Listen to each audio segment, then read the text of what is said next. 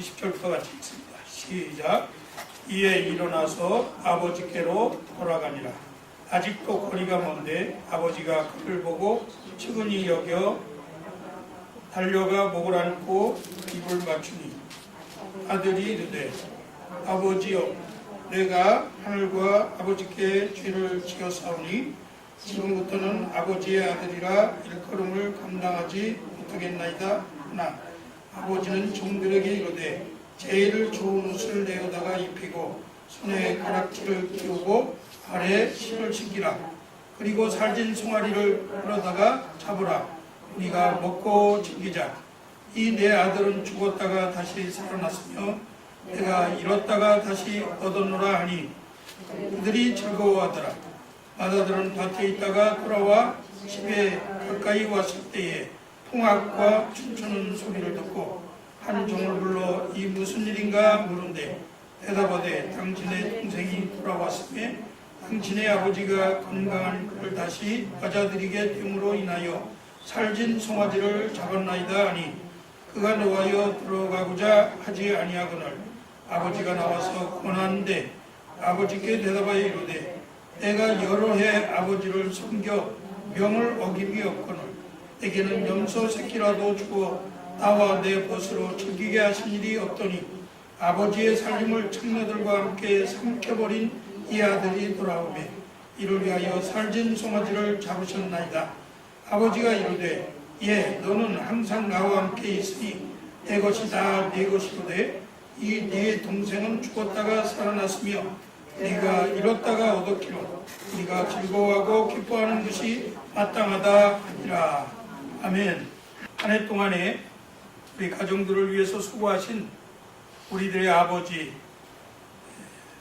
아버지들의 그 수고에 진심으로 감사를 드리고 또 아버지들을 격려합니다. 아버지들 그동안 수고 많이 하셨습니다. 시카고 트리뷴지가 아버지 날을 맞아서 통계 자료를 발표했습니다. 그 파더스 데이에 대한 통계 자료에서 아버지들이 가장 기대하는 선물이 무엇이냐? 마음에 담긴 카드다. 65.6%가 우리 아버지들이 참 상당히 소박한 것 같아요. 돈 받고 선물 다른 거 받고 이러는 것보다 마음에 담긴 카드를 받는 것을 좋아한다. 저도 지난 금요일 날 멀리 있는 우리 딸에게서 LA에 있는 딸에게서 이런 아름다운 카드를 받았습니다. 마음에 담긴 카드. 혹시나 안에 뭐가 좀 들었나 봤더니 없어요. 이 카드에 항상 자녀들에게 든든한 버팀목이 되어주시고 기도로 말씀으로 성장시켜 주셔서 감사합니다. 아직도 아버지 품은 항상 따뜻한 것 같아요. 그리고 신앙과 믿음으로 정직하고 성실하게 가정을 지켜주셔서 감사합니다. 결혼하고 나니 아버지께서 그동안 가정을 위해 헌신하신 수고가 더 깊이 느껴지네요. 얼마나 참 감사했는지 모릅니다. 특별히 그 딸에게 믿음으로 정직하게 가정을 지켜줬다고 하는 그 글을 읽을 때 참 감동이 됐습니다. 부족하지만 저도 결혼한 지 지금 35년이 지났어요. 35년 동안 숱한 여러 가지 어려움이 있었지만 그런 가운데서도 자녀들을 키우면서 사랑하는 아내와 가정을 잘 이끌어 가려고 많은 노력을 했습니다. 그리고 아버지 날에 쓸 수 있는 그 돈이 93불 정도가 된다고 그렇게 통계를 했습니다. 미국의 아버지 인구가 약 6,780만 명인데 이 중에서 68.7%가 자녀와 함께 살고 있다. 그런데 3분의 1이나 되는 자녀들이 아버지와 함께 살지 못하고 있다. 그렇게 공개를 내놓았습니다. 저는 이 아버지 날 설교를 준비하면서 상당한 부담을 가졌습니다. 이 아버지 날에 설교하려고 하니까 두 가지 사건이 생각이 났어요. 하나는 2007년도에 한국에서 있었던 사건인데, 이름만 되면 잘 알만한 분의 아들이 술집에 가서 술 먹고 술집 종업원들하고 싸움을 했습니다. 그리고 얻어 터지고 들어왔어요. 그러니까 그 아버지가 어떤 놈들이 내 자식을 때렸어. 그래가지고 조직폭력배를 동원해가지고 그 술집을 완전히 박살을 냈습니다. 그렇게 해서 나중에 그것이 사건이 되니까 돈으로 무마를 하려고 그렇게 했던 그런 사건이 신문에 기사로 난 적이 있습니다. 뭐든지 돈이면 해결된다고 생각하고 아들을 돈으로 가르치려고 했던 이 삐뚤어진 아버지의 그 자식 사랑, 자식 교육이 얼마나 참 무너진 가정, 무너진 사회 이런 것들을 보여주는가. 특별히 이런 사람이 한국의 사회 지도층에 있다고 하는 것에 대해서 참 마음이 너무나 안타깝고 무거웠습니다. 그 아들을 잘 바르게 양육했다면 그 아들이 문제를 더 이상 일으키지 않았을 터인데, 그렇게 아들을 가르치니까 그 다음에 2011년에는 차로 뺑소니를 해서 법원에서 또 700만 원의 약식 기소 재판을 받았고, 작년에는 대마초를 피다가 걸려가지고 또 검찰 조사를 받았습니다. 이렇게 술집, 여성 편력, 또 폭행, 이러한 거듭된 비행이 왜 일어나느냐? 아버지가 정신 차리지 못해서, 아버지가 바로 가르치지 못해서 그렇다. 그렇게 생각이 되어집니다. 두 번째 기억나는 사건은 벌써 20년 된 사건인데, 1994년에 대한민국에서 아주 충격적인 사건이 일어났어요. 고등학교 졸업하고 아버지가 원하는 대학에 잘 진학을 못했어요. 아버지는 한약재 약재상을 하면서 100억대 부자로, 교회에서는 장로로, 중고등부 부장 선생님으로 그렇게 신앙생활을 한다고 했던 사람. 빈둥거리다가 결국은 지방대학을 가게 되니까 아버지가 그 아들이 체면이 말이 아닌 거예요.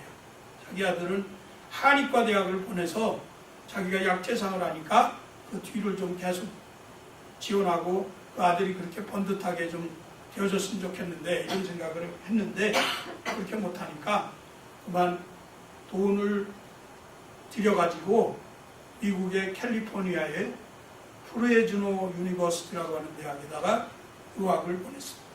프레즈노 대학에서 라스베가스가 그렇게 멀지 않습니다.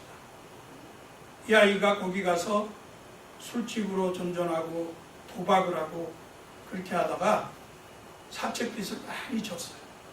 아버지 몰래 그러고 다닌 거예요. 그래서 많은 사채업자들로부터 빚 독촉을 받게 되니까 이게 이제 아버지 보고 좀 대신 갚아달라고 부탁을 했는데, 아버지가 그걸 대신 갚아줄 리가 없죠. 빨리 들어오라고 호출을 했습니다. 집에 들어왔는데, 집에 들어오니 아버지가 야단치죠. 사채업자들에게는 빚에 쫓겨서 자꾸 어떻게 해야 될지 모르죠.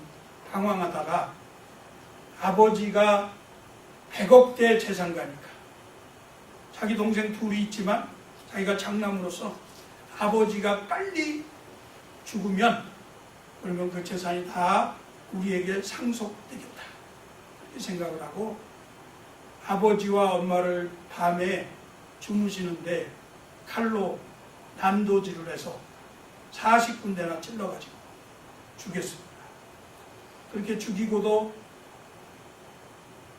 집에다가 불을 질렀어요. 사건을 은폐하기 위해서. 이런 엄청난 사건이 한국에서 있었는데, 이것이 다 아버지의 이중적인 삶에서 아이가 보고 배운 것.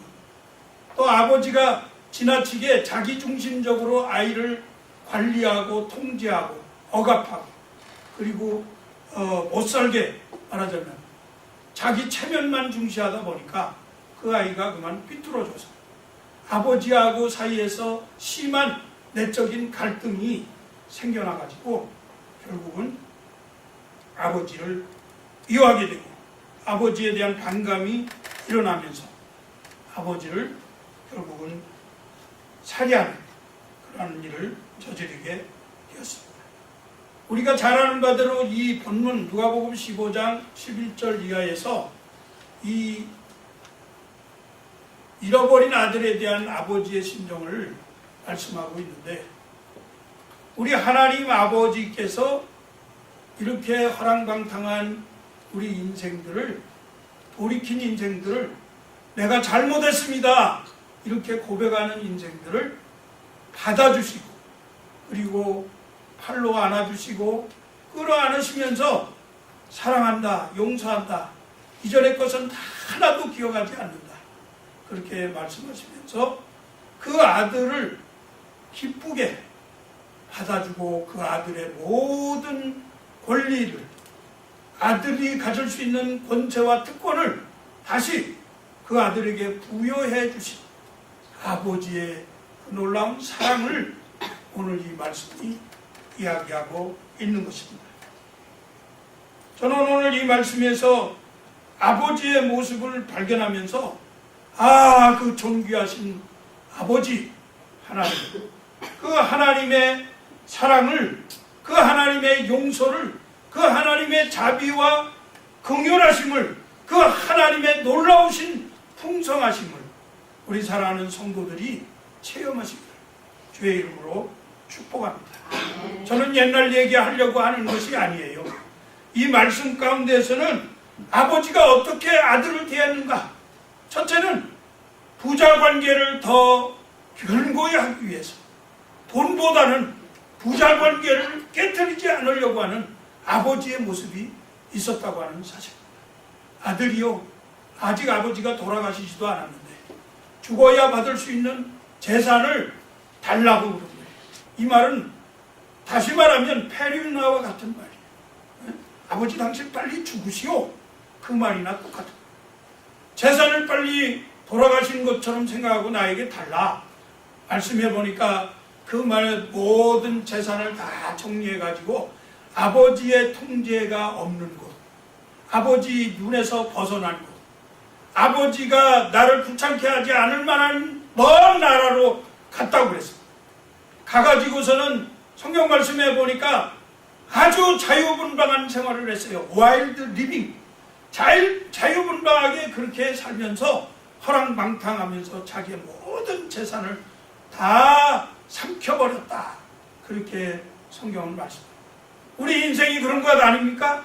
하나님 품을 떠나면 쫄딱 망하는 줄로 믿습니다. 여러분, 하나님의 품 안에 꼭 거하시기 바랍니다. 하나님이 좀 귀찮아요. 어떨 때는 나를 관리하는 것 같고 나를 통제하는 것 같고 부자연스러운 것 같지만 하나님 안에 풍성함이 있고 하나님 안에 따뜻함이 있기 때문에 그 하나님 안에서 살아야 되는 거예요. 그런데 그걸 떠나면 허랑방탕하고 창기와 같이 삼켜버리는 그런 것이 되는 것입니다. 아버지는 그 모든 돈보다도 이 아들이 귀했어요. 그래서 아들이 원하는 대로 해준 거예요. 요즘에 돈 문제 가지고 아버지하고 아들하고 싸우는 일들이 얼마나 많이 일어납니까? 제가 말씀드렸잖아요. 예를 들었잖아요. 아버지를 죽이려고 하는 자식들이 생겨나고 돈 문제 때문에 부자지간에 모녀지간에 다툼이 일어나잖아요. 돈 때문에 가정이 깨진다고 하면 여러분 돈이 중요합니까? 가정이 중요하죠. 아버지가 더 중요하잖아요. 아들이 더 중요하잖아요. 딸이 더 중요하잖아요. 남편이 더 중요하잖아요. 아내가 더 중요하잖아요.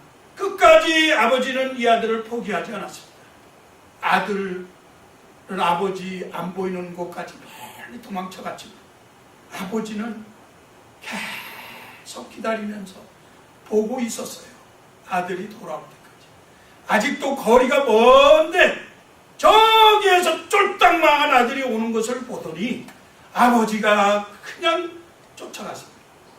아들을 끌어안고 입을 맞추고, 그리고 아들이 돌아오는 것에 대해 기쁨을 표현했습니다.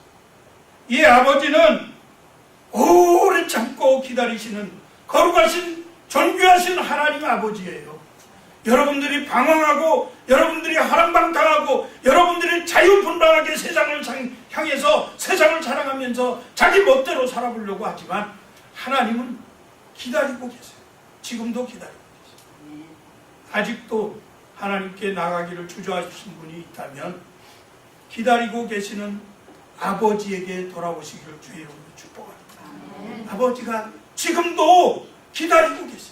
우리 거룩하신 아버지 하나님, 존귀하신 아버지 하나님은 아들이 다 재물을 다 삼켜버리고 실패했지만 허랑방탕하게 살다가 정말 사람 취급도 못 받고 돼지 열매를 먹으면서 그렇게 살았지만, 종노릇하면서 살았지만 그렇게 살았던 아들을 용서하시고 아들의 실패를 말하지 않았습니다. 우리 자식들 키워보면 알잖아요. 아들이 좀 실수하고 잘못하는 거 있어도 아버지들은 이해합니다.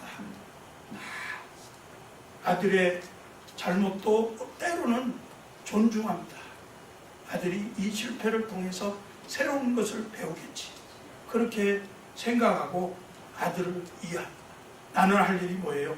하나님께 기도하는 일입니다. 내가 아버지로서 저들에게 믿음을 보여주는 것, 그래서 아이들에게 믿음을 가르칩니다. 그렇게 했더니 아이들이 자기들 스스로 믿음으로 극복하고 이기려고 애를 쓰고 몸부림치는 모습을 발견하게 되는 것입니다.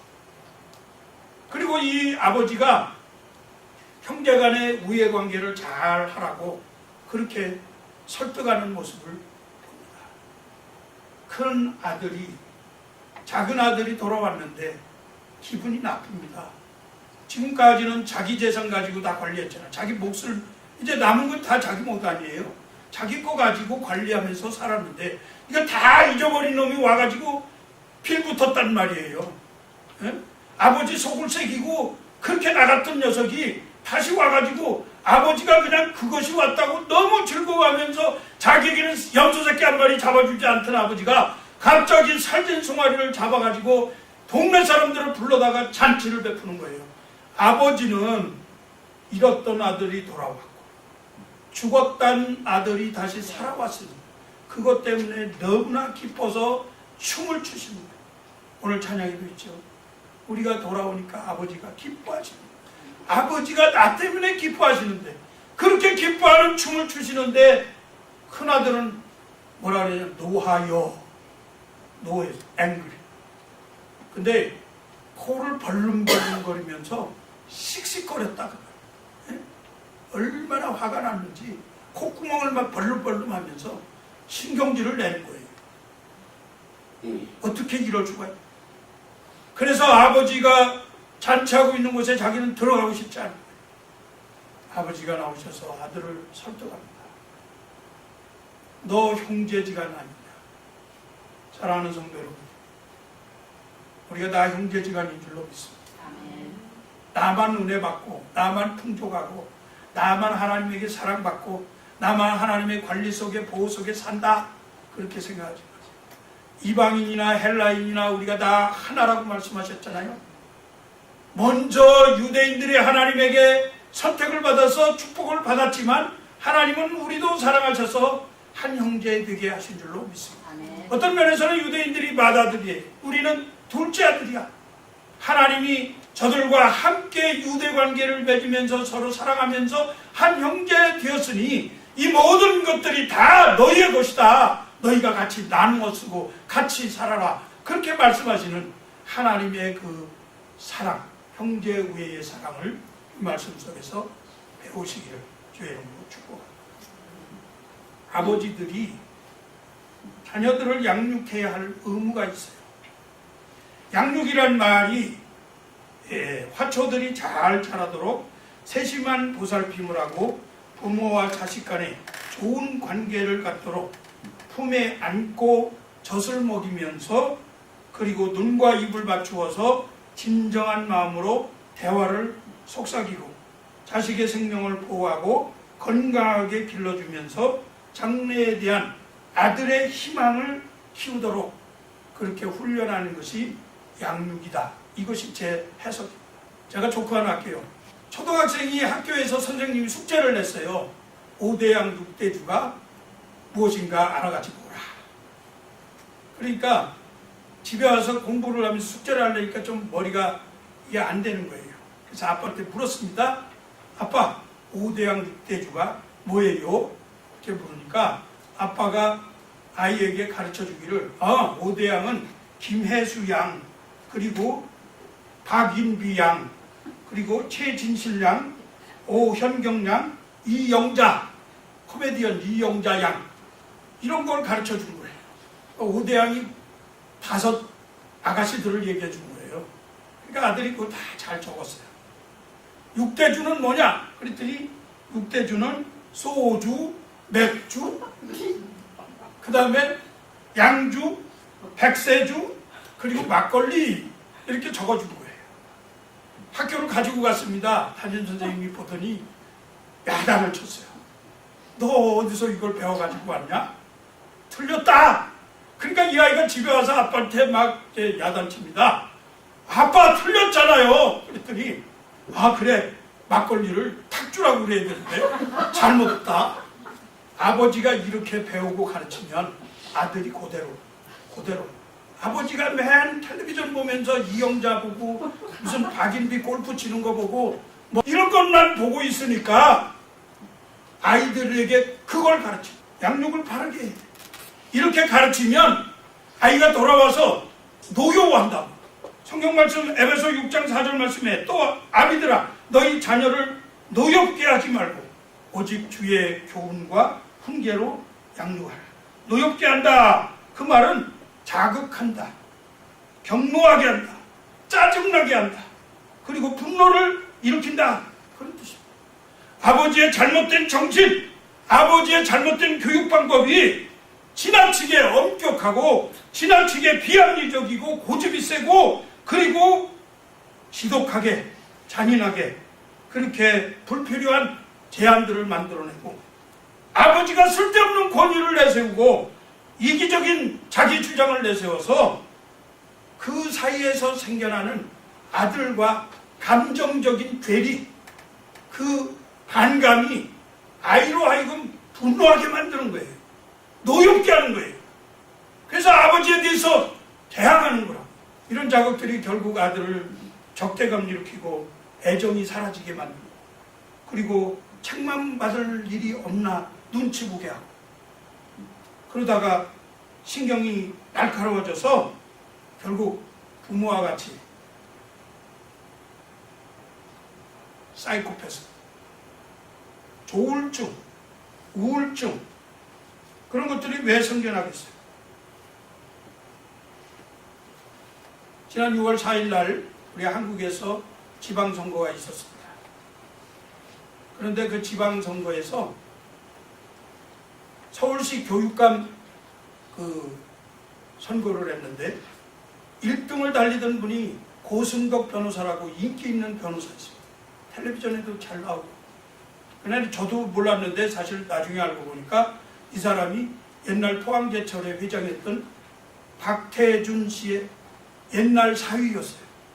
과거에 그 박태준 씨의 딸하고 결혼했다가 실패했는데 이혼하고 그 사이에 난 딸이 뉴욕에서 자랐습니다. 어려서.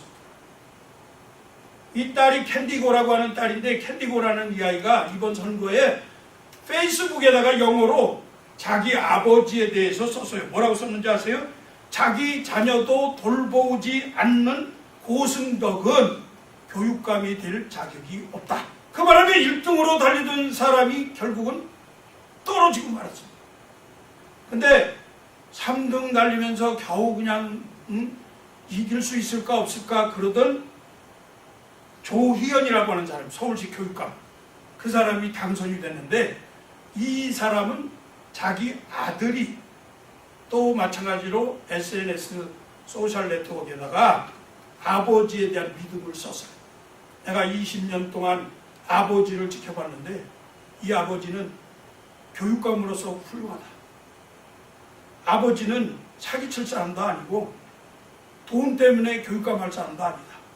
그런 내용으로 아버지에 대해서 칭찬을 하면서 아버지의 믿음을 딱 보여준 거예요.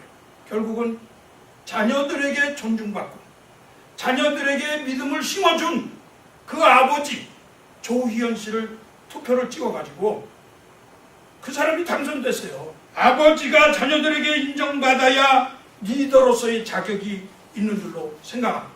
아들이 잘못하고 있으면 아들에게 엄히 꾸짖기도 해야 됩니다. 가르쳐야 되고 만일에 안 되면 교회 데려와서 목사에게도 상담을 받고 그래도 안 되면 법적으로라도 제재를 하는 한이 있더라도 고소해서라도 고발해서라도 이 아이 콩밥을 먹여서라도 바르게 가르치겠다고 하는 그런 아버지 정신이 있어야 된다 그 말이에요. 그런 아버지가 다 되어지시기를 바랍니다. 왜냐하면 성경은 아버지는 하나님의 형상과 영광이라고 고린도전서 11장 7절에서 말씀합니다. 아버지는 자식들의 영광이라는 거예요. 사랑하는 성도 여러분, 어떤 모범을 보여야 되겠어요? 부모가 보여주는 이 모범이 결국 아이들에게 전수돼서 그 아이들로 하여금 사회에서, 교회에서, 가정에서 보람있고 아름다운 자녀들의 모습으로 성장되어지도록 이렇게 키우는 줄로 믿습니다.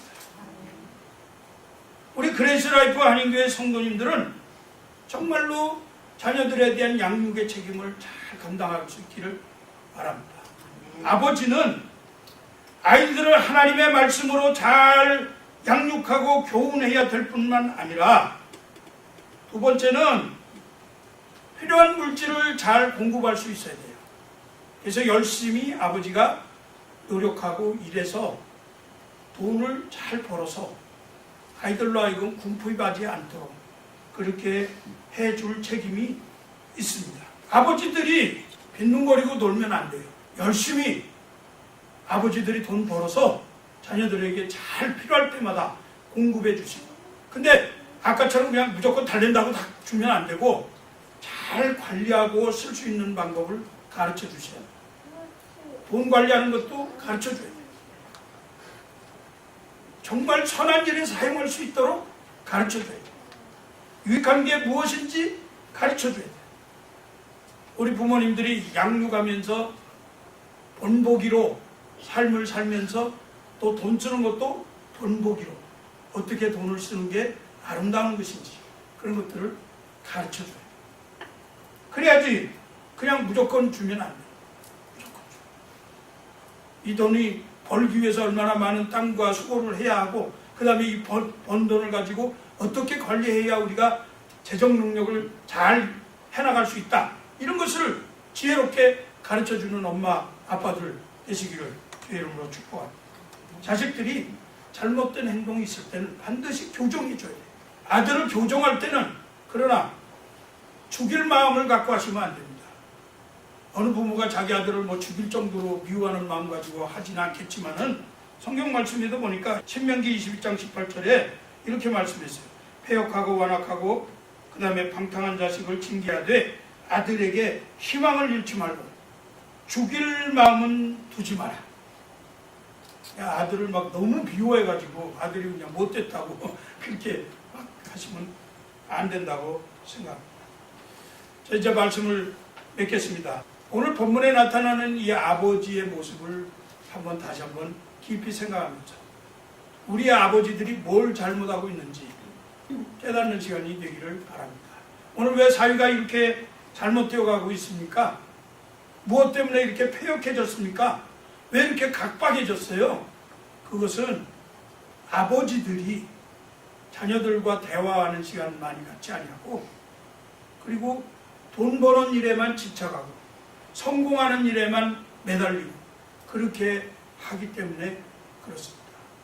오죽하면 아빠 바빠, 나빠 이런 말이 생겼어요.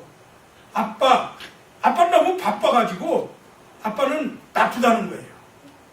아빠는 아들이 필요할 때마다, 자식들이 필요할 때마다 곁에 있다고 하는 생각을 가져야 그 아이들이 아버지를 통해서 믿음을 전수받게 되고, 그리고 바른 정신을 갖게 돼요. 아빠가 안 계시니까 아들이 뭐 하는지 아세요? 매일같이 방 안에 앉아가지고 컴퓨터 하는 거예요. 게임하는 거예요. 아빠가 안 계시니까 포르노 보는 거예요. 아빠가 안 계시니까 도박에 중독이 걸린 거예요. 아빠가 안 계시니까 이런 일들을 한다고 말이에요. 아빠보다 엄마만 있으면 될 것 같죠. 그렇지 않습니다.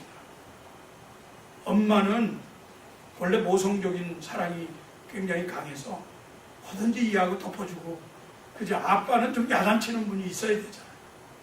아빠가 바쁘다 보니까 아이들이 다 나빠졌어요. 아빠가 바쁘다 보니까 아내들이 다 바람나서 나가버렸어요. 그렇게 나빠졌다고. 그래서 아빠 바빠 나빠가 나옵니다. 알버트 슈바이처가 나는 아버지의 손을 잡고 주일 예배를 참석하는 것으로 경건이라는 것을 배웠다. 그렇게 말했습니다.